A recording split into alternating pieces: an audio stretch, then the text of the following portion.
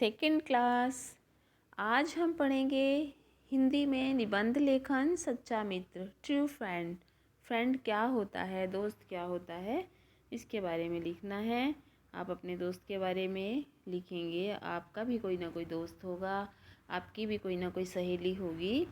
लेकिन सच्चा मित्र क्या होता है? वह मित्र जो संकट में हाथ बढ़ाता है। संकट का मतलब परेशानी में, दुख में, जो भी आप कुछ भी लिखना चाहें, संकट की जगह दुख भी लिख सकते हैं। वह मित्र जो संकट में मदद करता है या मदद का हाथ बढ़ाता है, वही सच्चा मित्र होता है। वह अपने मित्र को सही मार्ग दिखाता है, उसी पर चलने के लिए प्रोत्साहित करता है। ये लाइन अगर आपको कठिन लगती है तो आप ये सिर्फ इतना भी लिख सकते हैं, वह अपने मित्र को सही मार्ग दिखाता है। तीसरी लाइन है, सच्चे मित्र को दयालु और सहनशील होना चाहिए। उसमें चौथी लाइन है, उसमें अभिमान व ईर्ष्या द्वेष का भाव नहीं होना चाहिए। पांचवी है, सच्चे मित्र का सबके साथ मित्रतापूर्ण व्यवहार होना चाहिए। छठा है, उसे बड़ों का आदर करना चाहिए। सातवां है, उसे हमेशा मीठे वचन बोलने चाहिए।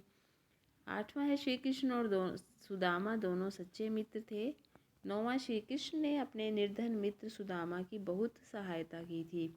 यहाँ कहने का मतलब है कि जिस तरह से श्री कृष्ण जी ने सुदामा की मदद की थी, उसी तरह से सच्चा मित्र भी संकट के समय, परेशानी के समय, दुख के समय अपने मित्र की मदद करता है। ये कोई ज़रूरी नहीं है प्यारे बच्चों के पैसे से ही मदद होती है, लेकिन कभी कोई परेशानी में है तो हम और तरीक़ों से भी उसकी मदद कर सकते हैं। इसी तरह हमें भी अपने मित्र की सहायता करनी चाहिए। ऐसा नहीं है कि हम अपने मित्र से मदद ले तो लें, लेकिन उसको मदद कभी दें नहीं। जैसे हमें मदद लेने की ज़रूरत पड़ती है, यदि हमारे मित्र को भी हमारी मदद की आवश्यकता हो तो हमें उसकी मदद करनी चाहिए। मेरा मित्र आलोक ऐसा ही एक सच्चा मित्र है। आप इसमें आलोक के स्थान पर आप अपने मित्र का नाम लिख सकते हैं।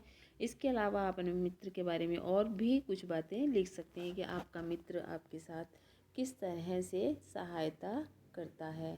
आप जब किसी कठिनाई में फंस जाते हो तो वो आपको अच्छी सलाह देता है, मीठा बोलता है, आपके साथ मिलकर चलता है ना। उसके अंदर मेरे प्रति कोई ईर्ष्या नहीं, द्वेष नहीं है। तो इस तरह से ये आपको सच्चा मित्र का मैंने पठन किया है।